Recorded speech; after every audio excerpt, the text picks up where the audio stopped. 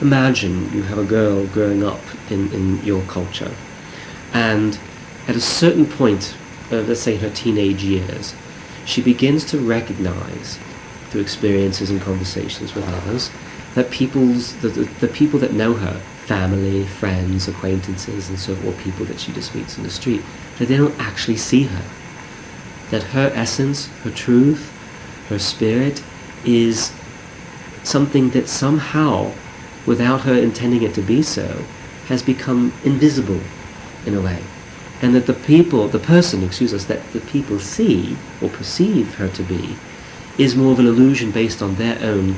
needs of what they want or believe her to be, their fears of what she's become, or whatever it might be. The impressions from others that they then embrace and then project back upon her as well. And at that point, when she realizes that her essential truth and spirit is invisible to the world around her and all the relationships that she has, she goes on a quest, which becomes the fairy tale, to be able, when the terminology of the fairy tale came into play there, which was fine because one of the songs helped with that, but that was wonderful to us because the journey that she takes is the archetypal journey. And for us, the Fool's journey is the ultimate archetypal journey, but no matter what, she goes on the archetypal journey to be able to discover what her truth is and how to be in that truth, regardless of whether others perceive that in her or not. At a certain point, she makes a decision not to just try to be or to become what this image of others have projected upon her to be, but instead to really find her way beyond and past that and what her essential truth is, which of course is moving beyond the awareness of the ego consciousness as well. This intuitive response that she has is just that. It's intuitive, which means it's coming from the deeper recesses of the psyche. In the Kabbalah, in the Tree of Life, this is an impulse coming from Yesed, of number 9, and then she's operating in number 10. So, at that point, when she realizes this, she decides to go on this archetypal journey, where she's not dancing the archetypes as much as she's letting the archetypes dance her. And to animate her, to open her heart, to reveal to her the essential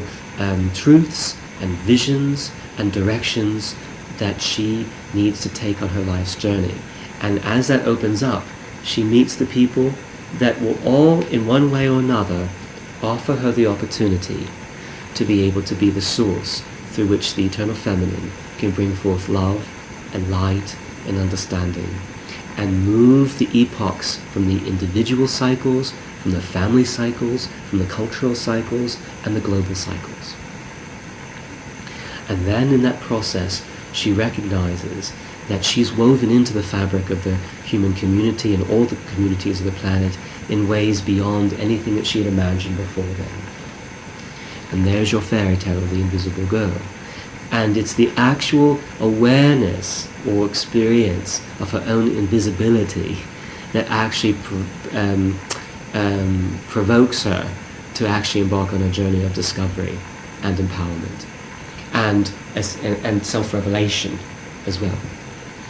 And in that process, she, in a sense, you could say,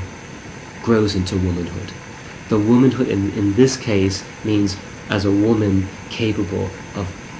harnessing and nurturing and sharing all the fruits, all the blessings, all the healing of the eternal feminine, and the love in particular that the eternal feminine weaves through the whole creation cycles. And we would like to suggest that you start to think about what would it be like if you looked at the Holy Spirit as actually the movement of the eternal feminine through the creation cycles, very much almost like you think of the Shekinah in the Judaic tradition. But just think about it. If you had Father and Mother God, and then you had the eternal feminine in terms of the weaving of this love in the Spirit through the cycles, carried on the wings of the Holy Spirit, and the child, in terms of son or daughter, being then representing the human kingdom, and through that all the kingdoms of the planet as well. all tied into that one point of reference.